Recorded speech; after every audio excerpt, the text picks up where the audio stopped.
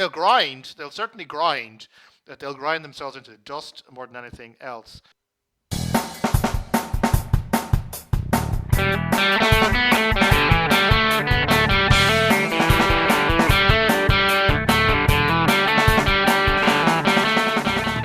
So hello and welcome to All Four Quarters, your one-stop shop for news, views, and overreactions to all things NFL.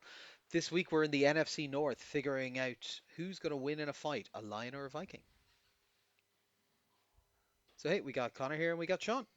Hello. How are we getting on, Sean? Nothing changed in the last 5 minutes since I was chatting to you? Uh, well, hopefully the dog will be quieter this time around. Bears fans are pretty noisy, so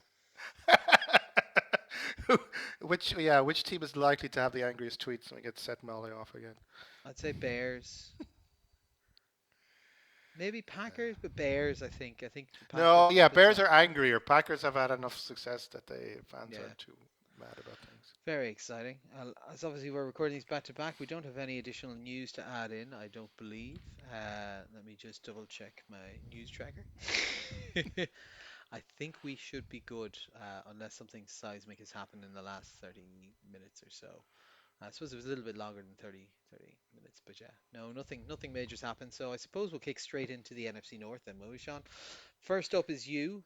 You've got the Lions, the people's champs. They were 15 and 2 last year. Divisional loss against Washington, which I think was a bit of an upset to people. So tell us what they've changed. Tell us what you reckon. Yeah, I mean it's always weird to talk about the Detroit Lions in the Dan Campbell era because they're a good team and they're like a really good team, and you're like wondering, well, how long can this actually keep going? I mean, surely their inherent linesiness will eventually overwhelm, the very smart coaching decisions and the collection of elite talent that they've been doing. And if there is to be a season where this thing falls off the cliff, I would say this might be a contender for it. And the reason I have for that is the changes on the coordinator positions. We're going to go from a situation where possibly two of the best coordinators in the league, OC Ben Johnson, DC Aaron Glenn, have left and are being replaced by very much less experienced guys. One of whom is an entirely internal kind of promotion. That's Kelvin Shepard on the defensive side. He's basically only ever worked for the Lions as a coach. Moving up from outside linebackers to defensive coordinator. So that's either a real vindication of this guy. This guy is super talented. We got to hold on to him, but also maybe doesn't necessarily have the diversity experience that you would want.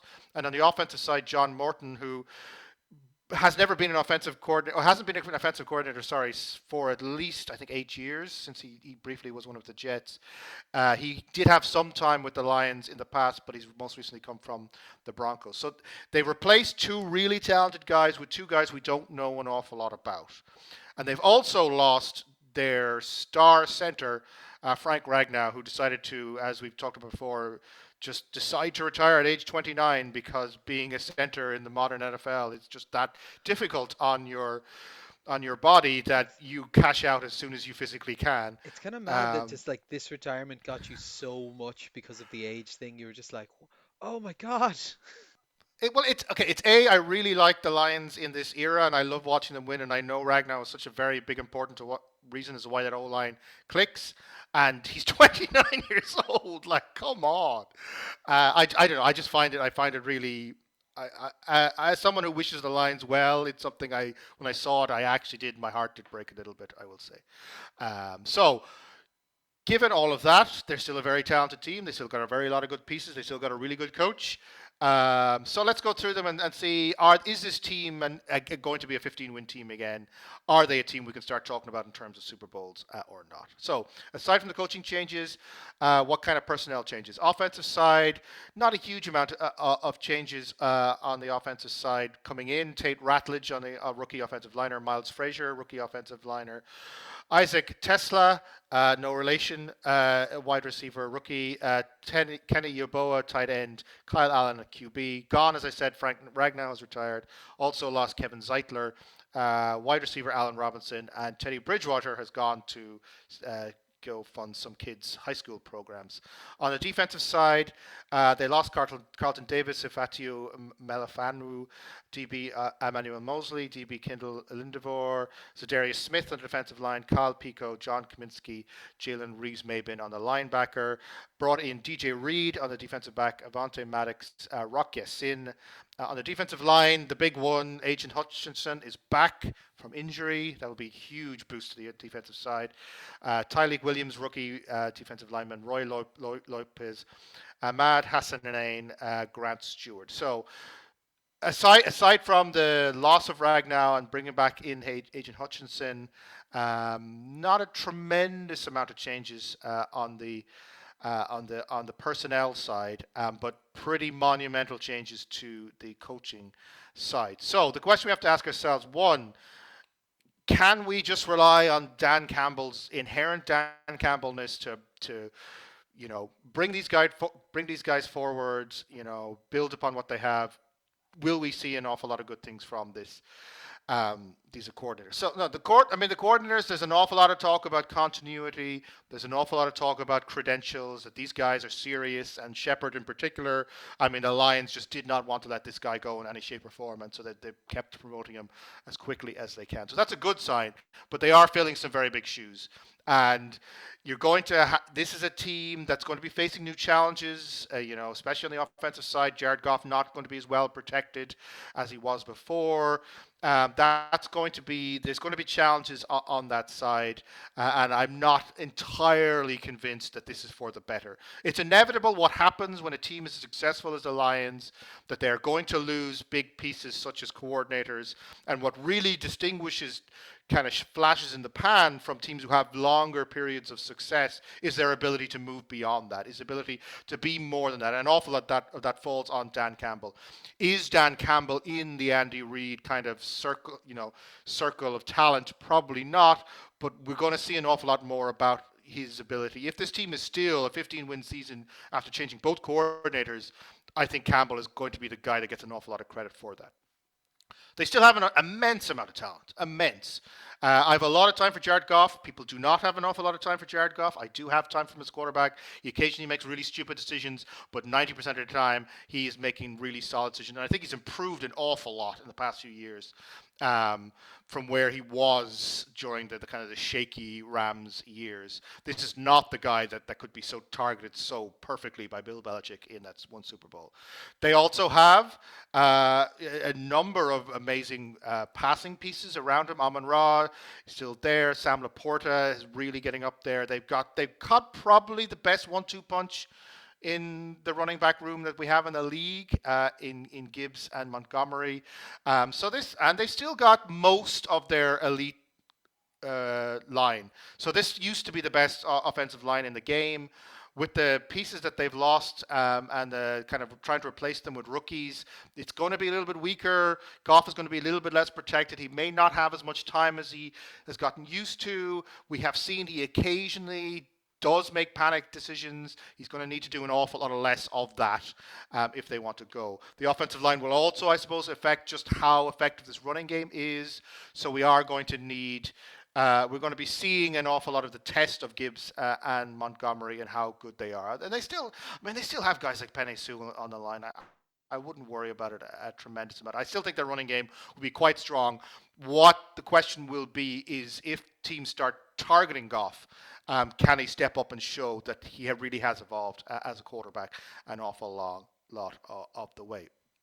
On the defensive side, the return of Agent Hutchinson is huge. This team was really, really good without their best defensive piece in it. You add back Agent Hutchinson and his explosiveness and what we've seen in the short time he's been in the league, this defense is going to be scary good at their peak next year. They are really going to scare teams when they're in the mood, and because it's not just Hutchinson, it's Brian Branch, it's Joseph Kirby on the back end, it's Jack Campbell. They really do have an awful lot of talent, and they are capable of unleashing it on teams all over the place. The question, I guess, is if Calvin Shepard is the guy the Lions seem to think he is, then that transition into elite status is going to be big. And it's going to be really interesting to see how quickly Hutchinson comes back with his from his injury and how well he does. So the defense is maybe the problem with the Lions, say, compared to say we talked about the Eagles last week. The big thing is that there are more question marks about the Lions. We don't know how good these coordinators are going to be. We don't know how good the continuity is going to be from the old regime to this regime. We don't know how this offensive line is going to work without Ragnow in it. We don't know what Jared Goff is going to look like with more facing more pressure. We don't necessarily know that the run game is going to be able to keep up its high level of performance. On the defensive side, we just don't know how good Kelvin Shepard is. We don't know how Aiden Hutchinson is going to recover from his injury. So there's an awful lot of if buts, and maybes about the lines that you don't necessarily have about the teams at the very, very top um, of the uh, of the NFC, or indeed of the NFL. I'm still quite optimistic. I don't think we're going to have a team that drops down to 7, 8, 9 wins. I don't think we're going to have the Lions regressing to the historical mean anytime soon. I think they still have enough talent, and they still got Dan Campbell, so I still think they're going to be winning an awful lot of games. They're probably not going to be as dominant as they were last year. I expect they probably will win their division, but it might be a good bit closer. They might have a real struggle, especially with the Packers holding them off. But I want to be confident. We like the Lions on this podcast. We want to see them do well. It's just we've watched this team evolve from no hopers into what they are now, and we want to keep it that way. So I want to keep believing, But I do have worries, and if it gets to the point where this team ends up being like 4-4 midway through the season, I mean, those questions are just going to start coming out in greater force. They have to start quickly. They have to damp down the worries, and then they can have a good season. But I'm just not sure that they're quite what they were last year. Fair enough. I can see some of that. Now, I kind of more on the upside here. Yes, the unknown is, as you say, the coordinators coming in. The continuity should help. Should be used to it. But like, I kind of similar to yourself. I look at this and I just see talent everywhere. I also have a lot of time for Goff. I watched the new season of quarterback that's out there now, and he comes across very well in it. So I think that's great. The running backs are obviously excellent. Amon Ra's a proper top tier top receiver. Jameson Williams came on phenomenally last year, so I'd be very happy with their 1-2 there. Sam Laporte is a great tight end. They've got plenty of options in behind there as well. Tim Patrick, Lee Raymond, so on. The line, as you say, look, Taylor Decker and Penny Sewell are your tackles, and those are two good tackles, and those are probably the most important bit. The center is the massive concern because it's either Tristan Colon or it's the rookie Tate Ratledge. And then if it's not the rookie himself and the other rookie Miles Frazier are going to be competing for the guard spots and backup center spot. But like Graham Glasgow is a fine guard. Christian Mahogany's fine. Maybe I'd take Glasgow, I think, over Mahogany. But like, yeah, if one of these rookies hits, they've actually still got a very good line as long as they can kind of get up to strength early. And I think that was the vast majority of the knock on the offensive line class this year was that they were more center guard spots, which should actually play to their favor here because they're set at tackle. And even if they're not phenomenal, I think with the elusiveness that we've seen from Gibbs in his time there, if you've got two tackles, it means you can kind of push outside and inside on that, so you can kind of give them out and in runs, even if it's just basically running over tackle rather than running over guard the whole time. So I think the offense will be fine. The defensive side of the ball, as you said, is it's good. It's got upside where maybe it didn't beforehand, which I like. So like Hutchinson's back, that's great. TJ Reader's solid there in the middle. Like the rookie Williams, be interesting to see what he can do in there as well. I'd like to see another pass rusher. I'm not sure how strong Williams' pass rush is because he's a bit of a bigger guy, if I remember correctly. The linebacker core is Jack Campbell, who's good, and then a lot of other guys, but then you've got excellent safety play, so the safety play can come in and help in the box, and that like they're just a very well put together team, to be honest. And yeah, I think there's limitations to it. I think there's Goff is good, but there is a ceiling to what he can do. So what does he look like this year? Is he slowed down? I know he took a couple of knocks last year, so can they do that? The loss of Ragnow is difficult, but they they knew about this. They're spending the entirety of the offseason trying to get the relationship between Goff and the center right. And yeah, like, because on the face of this, e- barring a massive fall off in the coordinator quality, and I wouldn't imagine we'll see a massive fall off because you've still got the head coach in Campbell. But barring that, I would expect the defense to be better than it was last year. I would expect the offense to be probably at least as good as it was last year. I think this is a very good team, as you will see with my predictions.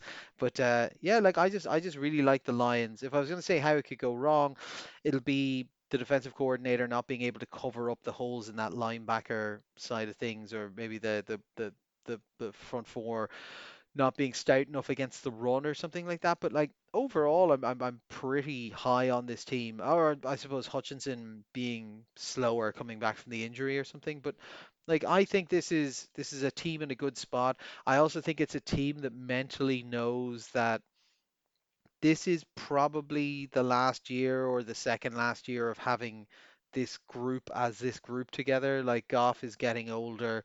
Montgomery's probably not around after this year, I would imagine. They have to start paying a few more of the players, and it's going to be a bit tighter here and there. Like, at a certain point, you start to attrition more talent. So Campbell's acutely aware of this. He talked about it 2 years ago when they went on the run.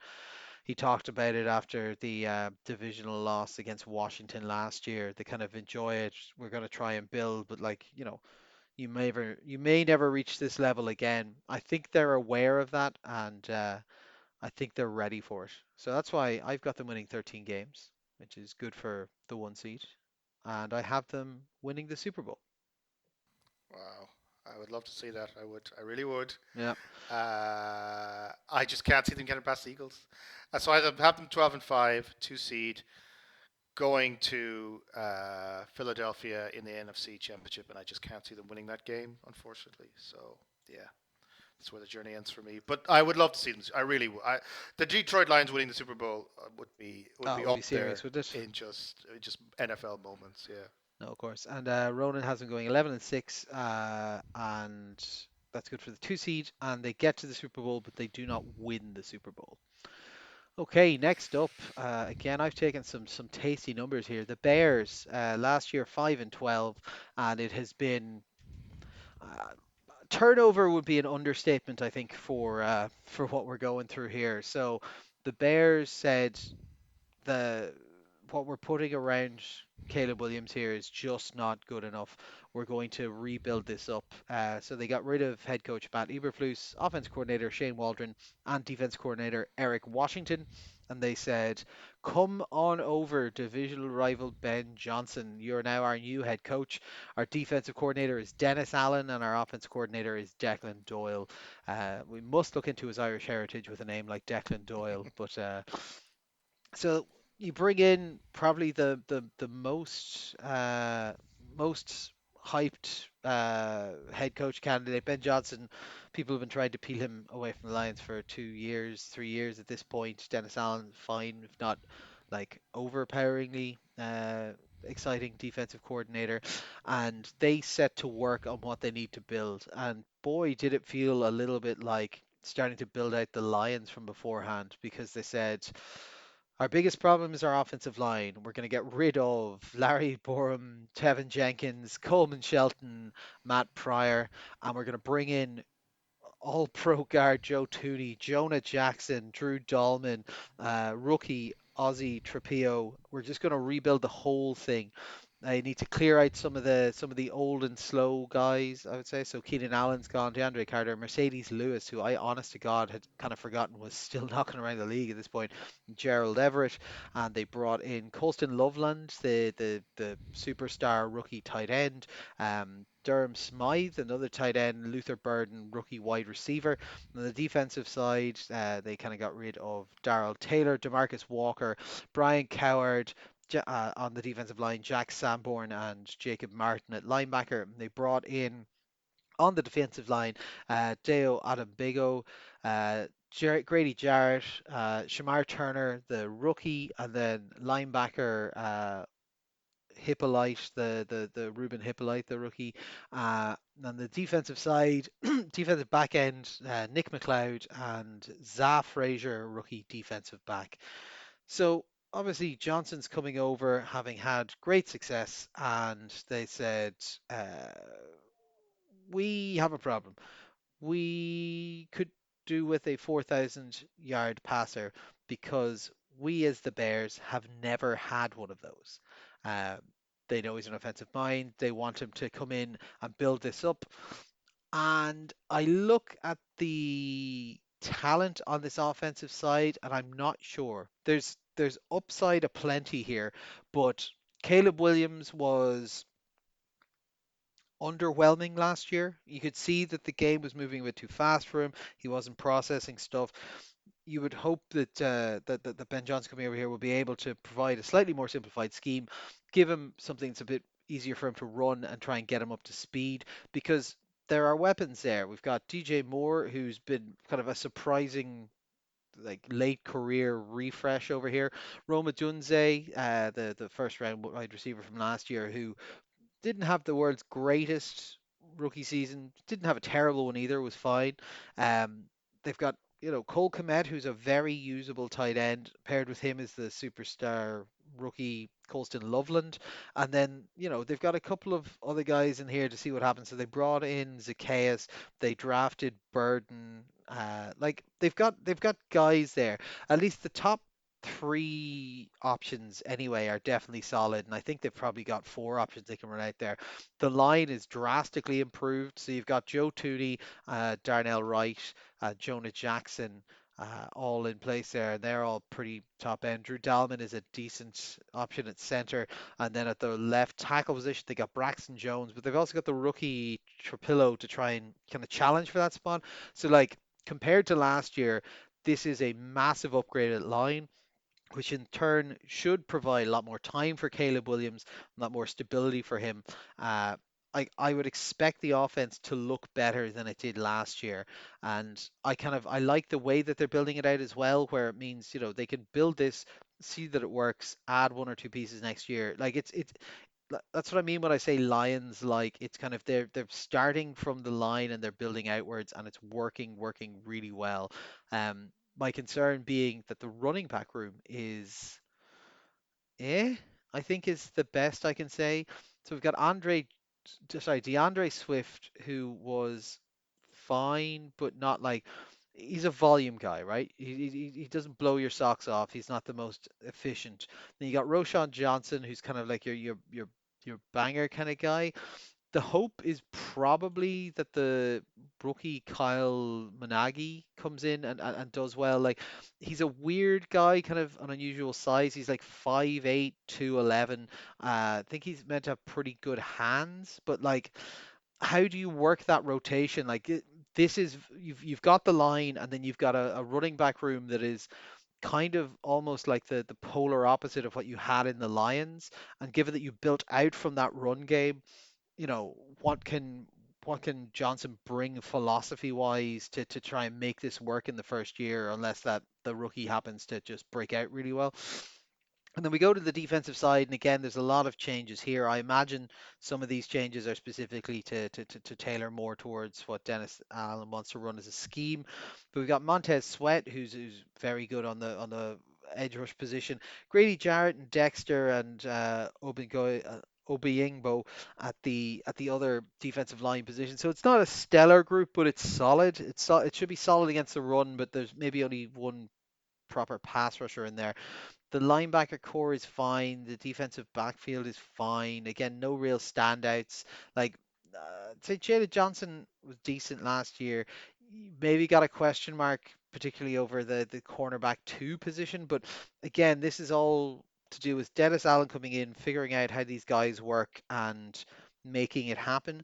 It it doesn't strike me as it's going to overnight turn into a superstar defense, because I just think you can coach so much, but there's a ceiling to a lot of the talent that they have at different levels there. Now you can if you can scheme up some fun stunt stuff, get, sweat open a little bit more, send Deo on some rushes, like maybe get some inside pressure from Jared or Dexter, then I think you could see something exciting happening in this. But I'm not sure unless some of these rookies, because they have like two or three rookie linebackers, unless those guys are hitting, I'm not sure you've got the strength of the middle to leave yourself exposed by running a lot of those things. So we'll have to see what Allen can do with it. But like relatively top to bottom, this is a team that feels like it's better off than it was last year. It also, to me, based on what I know about the coaches that have come in, feels like it's, even though they've got a lot of high draft picks in a lot of places and they've got a lot invested in different spots, it doesn't feel like the roster reflects what I expect these coaches to want to be able to play their own scheme. So I think this is going to be an improvement. I think we're going to see Caleb Williams play a lot better, be protected better. We'll see a lot more excitement build for him with the Bears. This is a year where you can probably get a better sense of if he is your guy or not. But I also think that it's a year of transition in what is a longer term rebuild. Like, to get Ben Johnson over here, they had to guarantee that this was a 4 year, 5 year program that he could start to build out. So I wouldn't expect there to be a massive change in wins this year, just because of certain parts of the rosters that aren't that strong. And they have the upside that if some of these rookies hit the ground running, add three, add four wins to what I'm giving them here right now. But I feel this will be an improvement in culture, an improvement in performance, but maybe not as drastic an improvement in end of year standings than they would expect. But I think it's going to lay the foundations for a far more successful Bears program over the coming years. And I think with the moves that we saw them make, just within a month of taking over the role, you can see the vision. The problem is that vision will take a couple of years to come to fruition. Yeah, I'm broadly on the same page as you. I don't hate what the Bears have done here. I think it demonstrates ambition. I think it shows a clear plan. I think they've really thought about how all the pieces join together. I just think if we're thinking about this season in isolation, it's an awful lot of changes for 1 year, and I just don't see it fully gelling yet. And I think certainly on the offensive side, this is a team that's going to go through some growing pains before they find out what they're about and they find out what works for them. Because, I mean, I think Caleb Williams still deserves the benefit of the doubt. He probably will evolve into a pretty good quarterback in his time, and I think Ben Johnson is maybe the best guy he could have around him right now. Someone who we know can turn him into something special, and apparently they've been working together nonstop, um, uh, back and forth since they all came together. So I think Williams will improve. I think the O line on paper looks an awful lot better, but I mean, I don't think you can change the entire offensive line and expect it's going to gel on day one. I think that's going to take it's going to take a while to come together, and as a result, I don't necessarily know. So the big thing last year is that they gave up a franchise high number of sacks last year. I think these guys will in time bring those sacks down. I don't necessarily think that's going to happen in week 1 through 6. I think there's going to be the start of the season is going to be quite tough for the Bears simply because there's a lot of new pieces clicking together and it's going to take them a while to get going.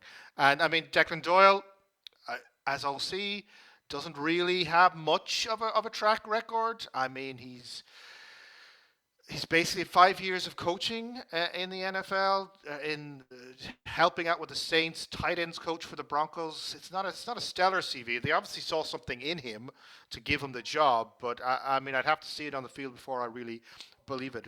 And the big problem is, as you said, is if the O line is a little bit still coming together.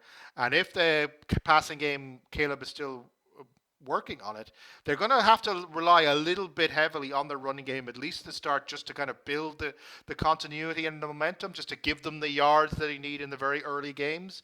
And this running back room is just not up to it. Like they're just going to be they'll grind. They'll certainly grind. That they'll grind themselves into dust more than anything else.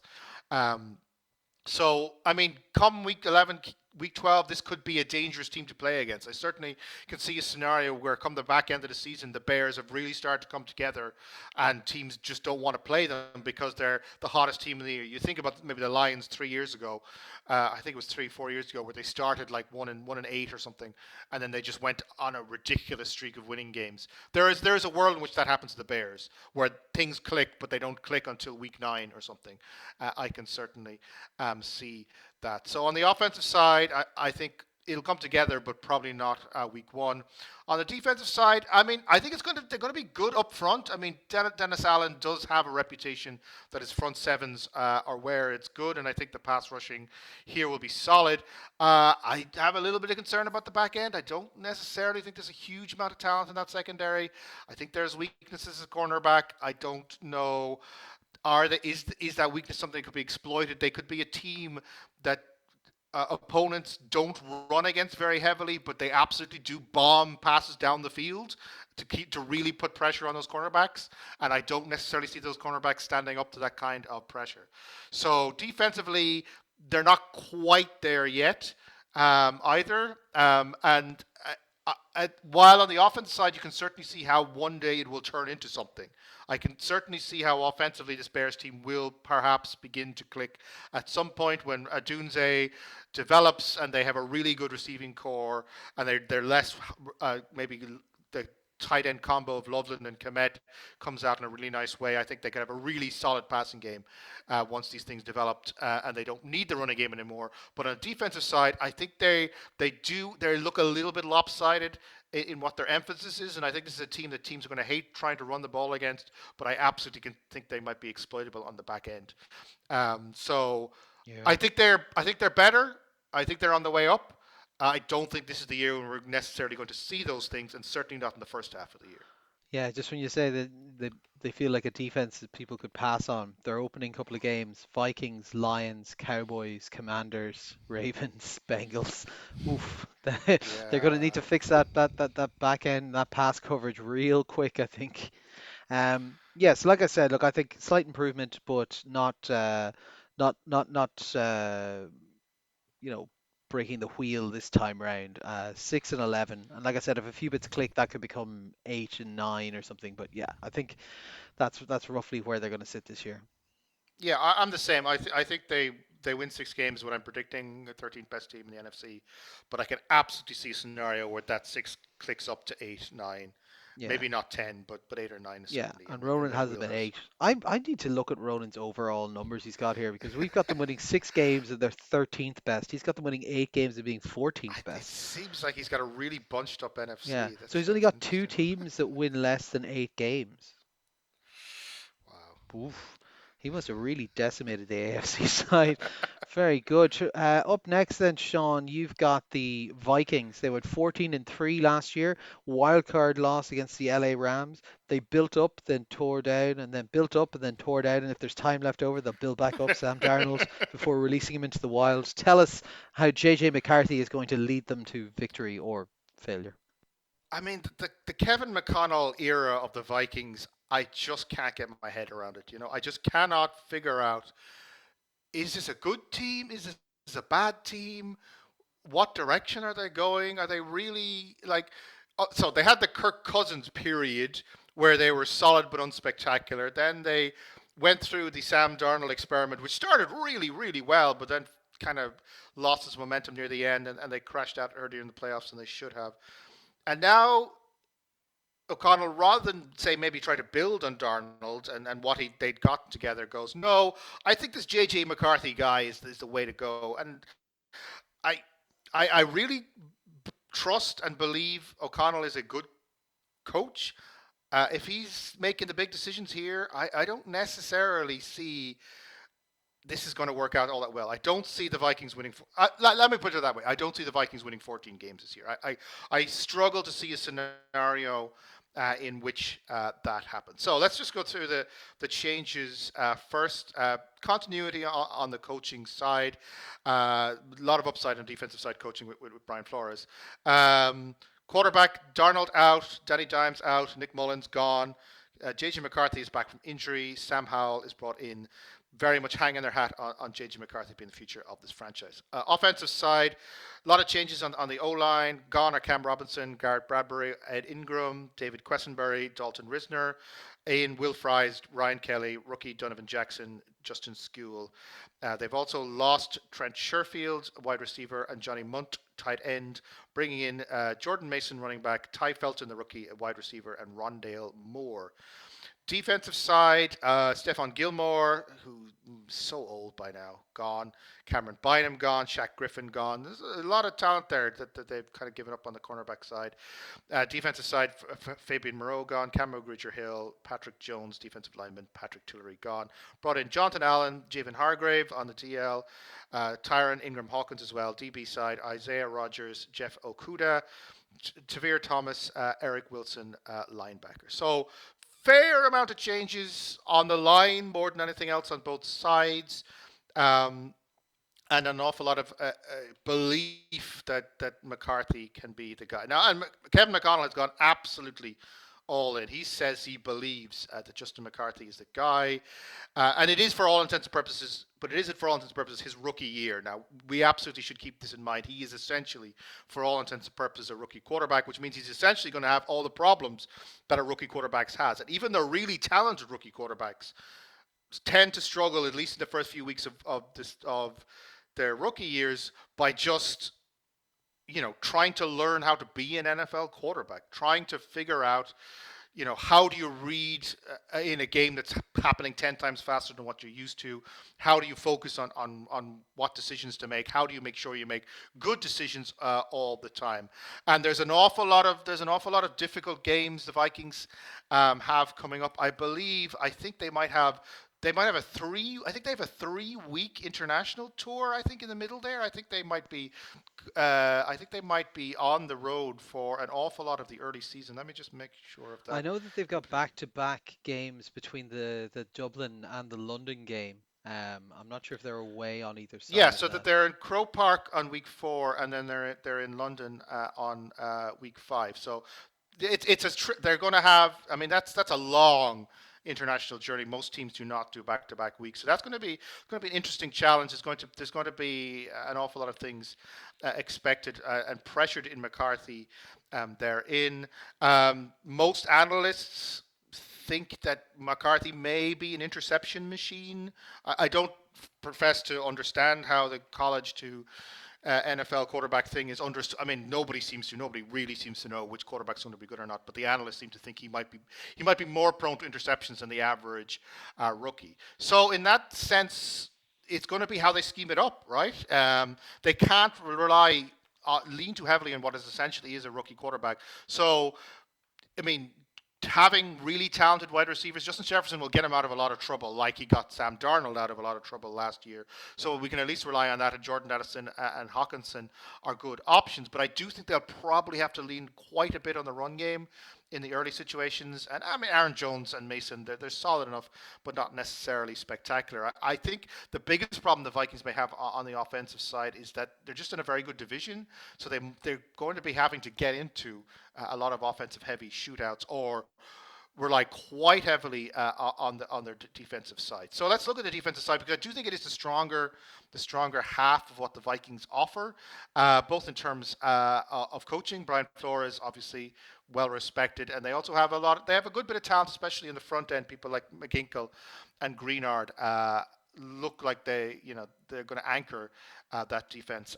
on the front end. So there's been a lot of focus, as we said, on the line, but offensively and defensively in terms of changing it around. They've added veterans to kind of boost up their interior strength on the defensive side. So that front seven is going to be good. The edge rushers. They're going to have power and athleticism, and Flores is going to do some really funky stuff, I would say, to exploit what they can do in the front seven. Um, so the trenches, they're going to be quite good in the trenches for sure. I mean, Flores, he loves blitz heavies. He's got a lot of versatility. He's moving towards man coverage apparently in recent years, schematic flexibility. So if the defense clicks, they could be up there. with some of the best in the league. The biggest thing I suppose is the depth is maybe not quite there, specifically in terms of the fact that Flores is very much consciously looking to the next step of this evolution. So an awful lot of his linebackers in particular on the back end are quite young. And so, if they get a bit of an injury run, maybe in that front seven, they're going to be an awful lot of inexperienced guys being dumped in there. So there's every reason to think this defense will be quite strong and quite difficult and will do an awful lot of complicated things. So the blueprint of last year is still somewhat in place, I would say. They've got a defense that will keep the opponents down and give the offense room, and they won't necessarily need a huge performance from JJ McCarthy in order to pull things out. And if Justin Jefferson is still being Justin Jefferson, he certainly will single-handedly be scoring touchdowns all on his own from impossible situations, no doubt. Um, so why haven't I more up on them? Like I find when I'm trying to talk about them in a rational sense, it's like there's lots of ways this can go right, but I also think they're in a tough division. I think that obviously the Lions are a really good team. I think the Packers are a pretty damn good team too. I think, as we talked about, the Bears have the potential to be a really tough team to play against, even if they don't necessarily win. So the schedule in terms of the kind of the very long international journey as well. I think they're paired with the NFC North, so they're Bengals, Steelers, Ravens are going to be playing them. So they're just going to have a lot of tough games. I think they've got the Eagles on the schedule as well. I mean. And the Commanders, I think they're paired with the NFC East as well. So there's just a lot of tough games. It's a tough schedule. They're going to have to kind of grind out their wins an awful lot. And to me, I'm always come back to the fact that JJ McCarthy may be in second year nominally, but the kid is a rookie, and he's going to make rookie mistakes. And this team is not really in a division where they can afford to make too many mistakes and still stay in contention. So a part of me wants to say the Vikings will be fine, and you trust McConnell will get it together for 10, 11, 12 wins or whatever. But a part of me is like, no, I can just see it going wrong. I can just see McCarthy struggling, the running game not offering an awful lot, Jefferson being underused, the defense being spiky and fun, but not necessarily being able to change games because the offense can't do enough on the other side. So I want to be optimistic with the Vikings, but a part of me says I can't be. Yeah, I get where you're coming from. Um, I think I've always been a little bit less sure of Kevin O'Connell than the rest of you guys are. And I do think he's good. I think that the thing that has defined Kevin O'Connell's success to me that he's had in the league so far is that he wants a quarterback that understands the game and can just a bang average NFL starter, and then he can scheme up around that because he knows if he tells him to do whatever he wants, he'll do it. Kind of like the early days Sean McVay Goff relationship type thing, and like that's why Kirk Cousins did so well there because he was able to just tell him what to do and he did it. That's why he was able to refresh Sam Darnold's career because Sam Darnold was maybe not the best quarterback in the world, but we're coming off this going, he's a bang average quarterback, like he's a 2 year, $65 million kind of guy because he's been around programs and he could throw on time and stuff. And I think that's what the worry is with JJ McCarthy is that he could have all the upside in the world, but if he's a rookie and he's making mistakes and he can't execute the plan that that that O'Connell wants him to do, that I'm not sure. I'm not sure O'Connell doesn't strike me as the guy who's going to go and retailer his system to a rookie quarterback who's not delivering what he wants out of it, and that would be my concern from a coaching angle. I will say JJ McCarthy is almost certainly going to get very injured this year because have you looked at him, Sean? He is the most punchable face I have ever seen. Like, he also bizarrely looks like he might be related to Kevin O'Connell. I just have pictures of the two of them up on screen beside each other here. And I'm just like, oh God, yeah, they look similar. But look, okay, positives for this are Justin Jefferson is there. He is a proper. He's either the number one or number two wide receiver, depending on your preference. Jordan Addison is a great number two. T.J. Hawkinson is a very good tight end. So you've got weapons there. He's got people he can throw to. Justin Jefferson, gets 1,000 yards regardless of who's throwing to him. So like, just throw it up. Jefferson will get it unless he gets injured. My concern for the structure of this offense is your interior offensive line, so your center and your two guards. You've got three new players on the team, one of whom is a rookie. That's a risk to me. Now, look, Will Fries is fine. Ryan Kelly is fine. I don't know a huge amount about Donovan Jackson, but as I said, look, this overall was a rookie class that was solid for interior line. But having three new guys coming into your scheme, particularly when you've then got a rookie under center who's not played a snap in the NFL, that's a worry for me. I also think there's depth problems further down the chart. If there was, Justin Jefferson's had injuries in two of his last three seasons, as far as I remember. So like, there's risks there. So that would be the downside risk on the offense for me, just particularly the interior of the offensive line is a concern, and the fact that I don't think it's the strongest run game to have supporting a rookie quarterback anyway. On the defensive side, look, I kind of trust. I just trust Flores. I think he's going to be able to figure it out. I think you're dead right. There's plenty of depth here. They're starting to do what we've talked about other teams doing, which is build in rotational pieces. He's got a couple of linebackers and D linemen there that can kind of mix around. He's got one or two tweener kind of coverage rather than thumper linebacker guys as well, so he can do kind of weird blitzes and swapped coverages and stuff. So I think the defensive side will be fine. But yeah, look, it's a rookie who everyone was a little bit unsure of coming into the league, coming off an injury, who's been in a tape room for a year, but hasn't taken a proper snap yet. You've got an all new interior line, which is a worry. Like it's just I think they'll be fine. I think they'll do okay. I think if McCarthy isn't looking the business, Flores will do O'Connell will do a little bit to try and move it around. And like the best thing you can give a rookie quarterback is give them someone like Justin Jefferson to just throw it in the vague direction of, and that's always a fairly solid shout. But yeah, I think a step back from last year is what we're talking about. But a step back from last year isn't necessarily a bad thing. Like you've got JJ McCarthy on a rookie deal for 2/3 more years after this. So like I think just getting him bedded in, getting him up to speed, and I think he will be able to because I do think there's enough quality pieces on this team to do it. But yeah, I wouldn't expect them to be as high flying as last year. I wouldn't expect the lows to be as low as last year either. I wouldn't imagine they'll have the same kind of seeing ghosts exit to a playoff kind of thing, but I also don't see them threatening to go much further. Like they're not challenging for a Super Bowl at any rate. I've I'm actually the highest upside on them out of the group. I've got them winning 11 games because I think the defense is going to be absolutely lights out, and that's good for the fifth seed, and they go out in the divisional. So I actually let them get one step further, but I think that was to do with how the drawing went for who they were ending up playing.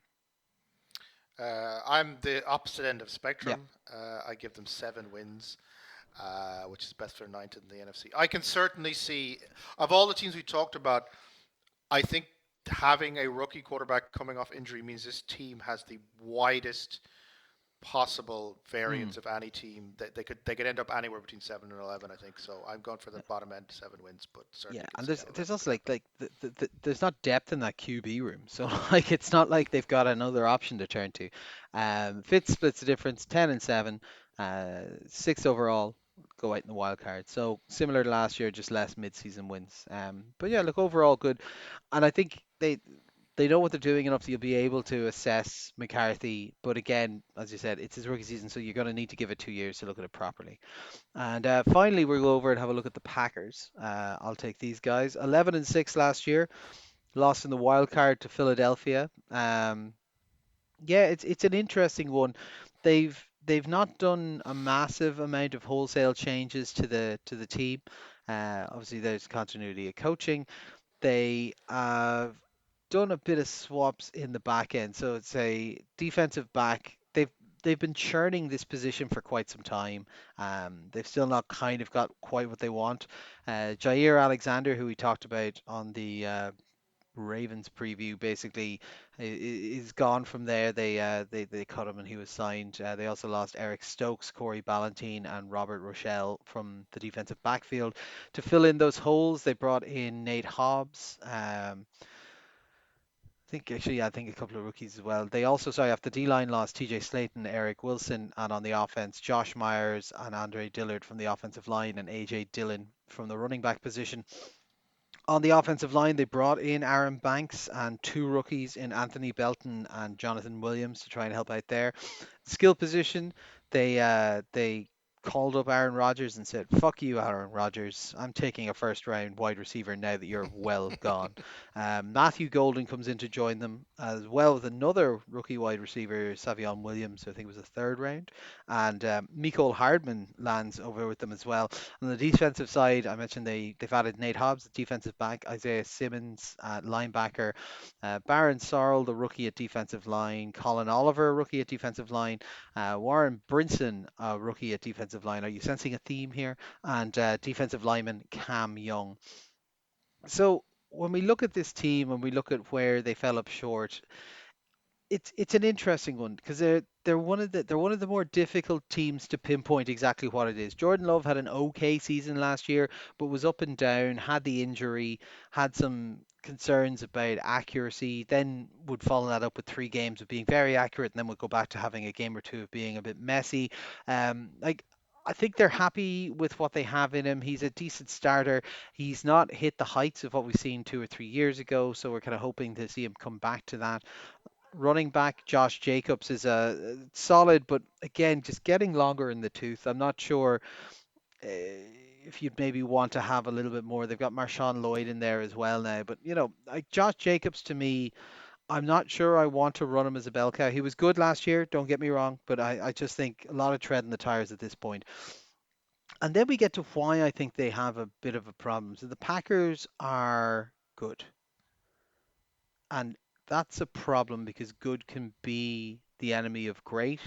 So they have a huge amount of decent players, a load of WR2s, a load of maybe 1Bs, and they don't have a huge amount of standouts. So Matthew Golden, the rookie, is coming in. He's a first round pick. You'd expect him to get a lot of play, but I'm not sure he necessarily will in this system. They like to spread the ball around a huge amount.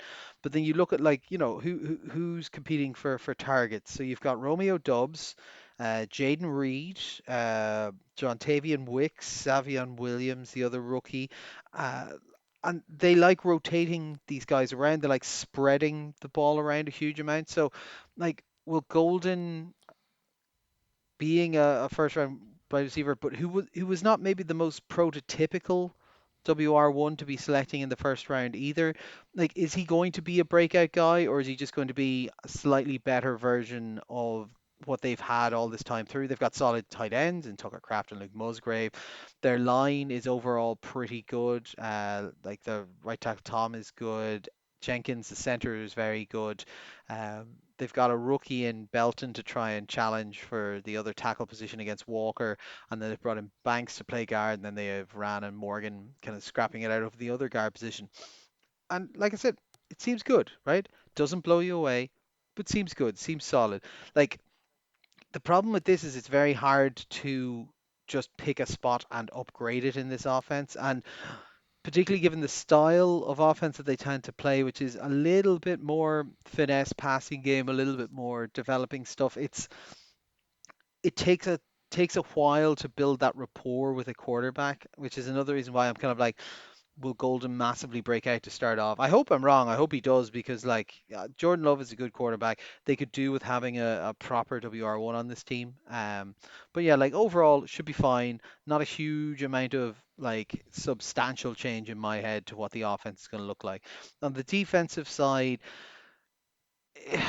hodgepodge, it's good again, I suppose. Like on the line, Rashawn Gary is good. Clark and Wyatt are serviceable. Lucas Van Ness and Kingsley Eganbare are there. So like you've got a nice mix there.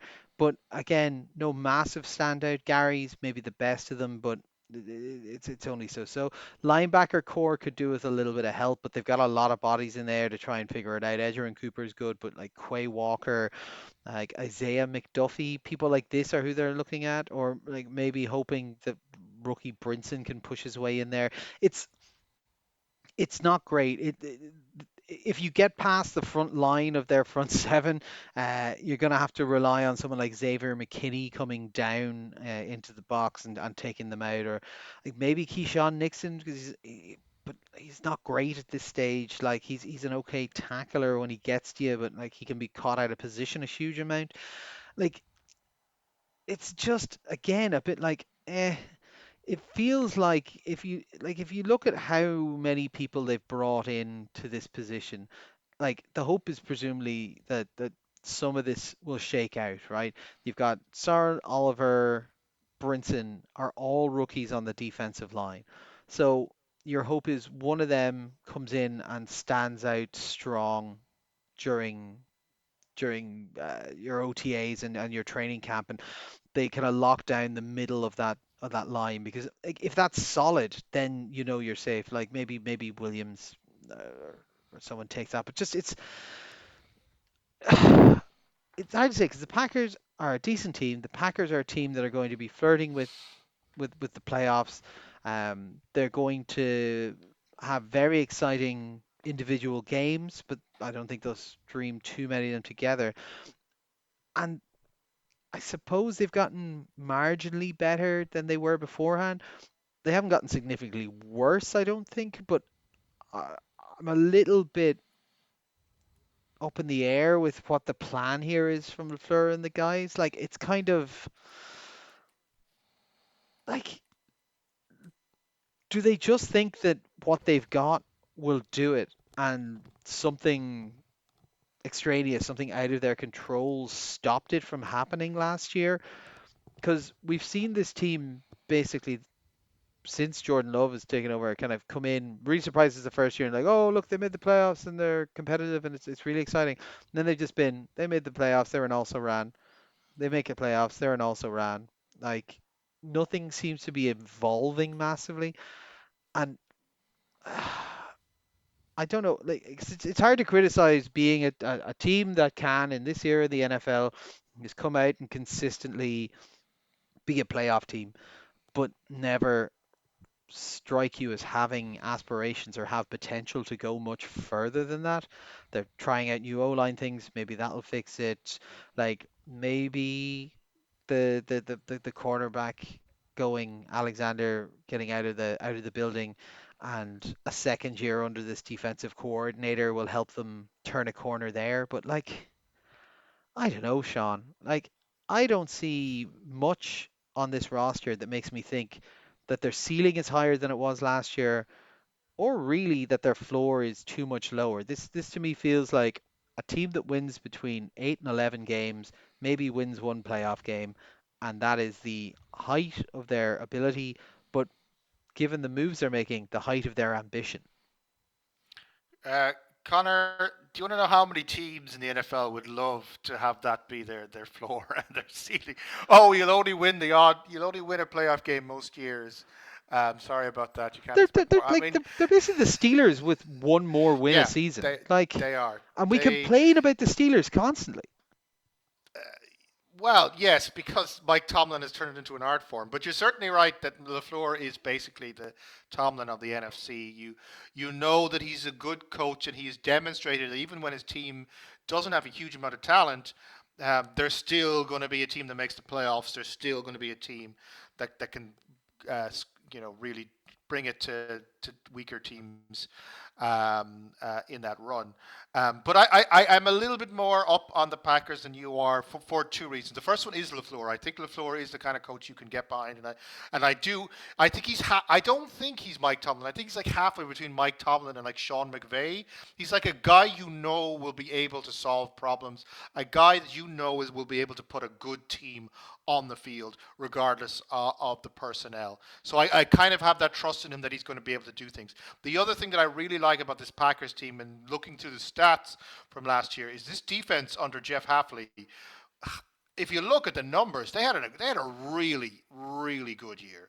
But in terms of just how much better they got in 1 year under this, a little bit under the radar defensive coordinator. So I'm a lot interested in seeing how this, more interested in seeing how this defense evolves in year two under Halfley than I necessarily am concerned about what happens on the offensive side.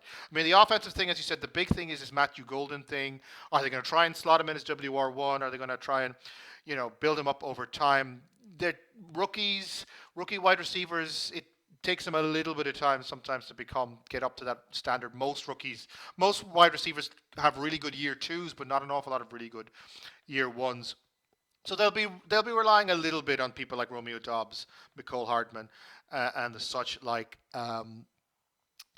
Which is fine. I think Jordan Love, he's shown that he can work within the LeFleur system. LeFleur is capable of working towards getting this team in the shape that it wants, and Love is demonstrated he's capable of bringing the system to a certain level. And as you say, there's a certain floor and there's a certain ceiling. And I think on the offensive side, I'm certainly with you that the Packers, you know what you're getting, and you're maybe not getting anything more than that.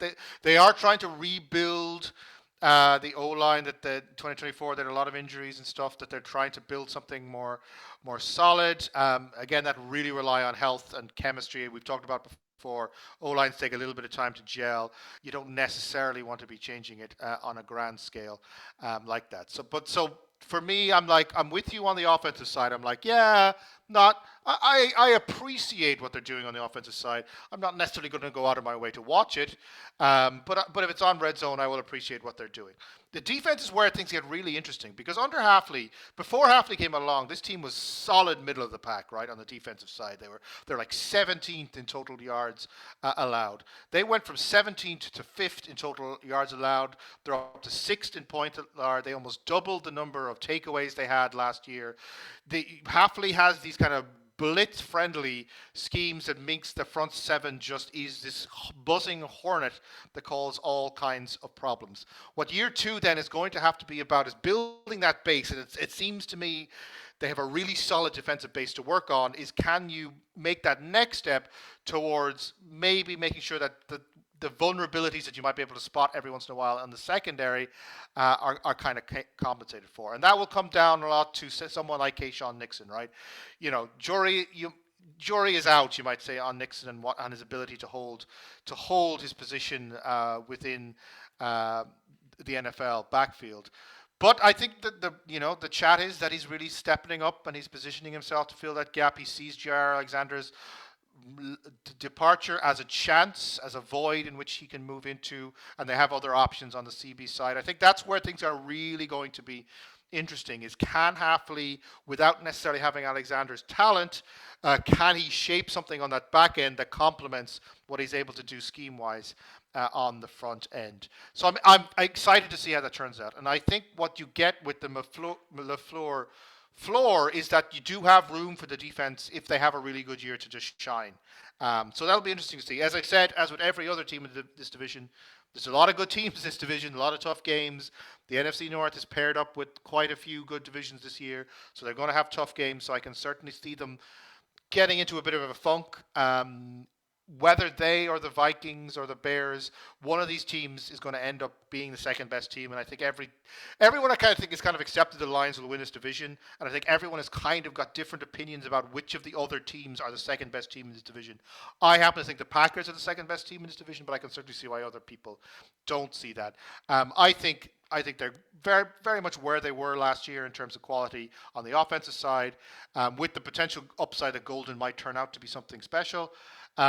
And on the defensive side, I'm really interested to see what happens in year two. Do we get a sophomore slump on the year two side once teams start to re-scheme back against what Halfley is throwing at them? And can he solve that tricky problem with the secondary where you're losing talent, but you want to be able to complement what you're doing on the front end? Yeah, very good. Well, I've got them. I'm on the low end for these guys. For us, I've got them going 9-8. That's good for 10th in the NFC for me.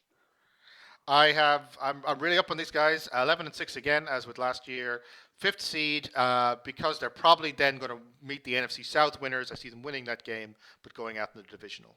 That's fair enough. And Fitz is in the middle again, 10-7, 7 seed, and going out in the wild card. So that is the NFC North. quite a competitive division, I think.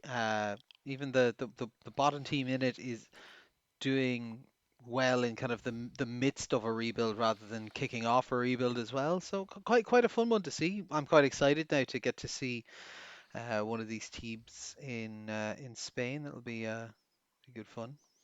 Need to cut Yeah, there no, I mean because it's a fun division. It is. The NFC North is again, it's one of these things that I appreciate that this occasionally was a Packers heavy division. I appreciate we now get to see a little bit more fun from this division, and I do hope the Bears find their mojo. I mean, a historic franchise like that, I would love to see them take that next step for sure. yeah, there's a lot of hope in this division. So no, that was solid. So any plans with yourself then, Sean, for the next couple of weeks? Not a huge amount, I think. I think it's kind of getting quiet with my wife back Mm, at work. I think the Lions rugby thing is happening in yeah, mid-July to early August. So we might pop into the pub and see a few of those. But I've never other really than got that, the Lions stuff. it is a little bit out of time. It's the kind of thing that was maybe a good idea in like the 70s or 80s, where the northern and southern hemispheres didn't really meet each other that often. But now it's just like sending a random. It's like each of the kind of country, like Ireland could individually challenge most of the north southern hemisphere teams. So why do they necessarily need to be paired with the That's best the from bit the I other don't get. It's things? like, Yeah, oh look, we're yeah, gonna combine the like second, fifth, sixth, and eighth best teams in the world, and we'll see if they can beat the first and the third. It's very, yeah, yeah. It is a little bit out of time, but mm. it still can be fun. Yeah, Games yeah. can be No, fun. no, it'll be grand crack. Yeah, similar. I think quiet enough for myself. I'm going out to pick up some golf clubs later on that I've got second hand off a man. They look very pretty. They also look like they'll be nigh on impossible to hit, so I'm looking forward to trying them. But man, they look really pretty. So that'll be fun. Pair of like old Titleist blades, very very nice. And Nice, then yeah, it'll nice. probably be my next week or two. Just be doing a few bits. Going to a gig. Going to go see Mogwai. They're playing in Dublin in a week's time, so that'll be good fun. But other than that, fairly quiet. Head down. We've got the college game coming up, but we'll have another podcast before that, so we can tell everyone what to look out for that if they're going to Farmageddon in mid-August. So that'll be good fun. But yeah, other than that, nothing too wild. So I suppose it's bye from myself, bye from Sean. Bye. This has been all four quarters. Thanks for listening, and we'll chat to you next week.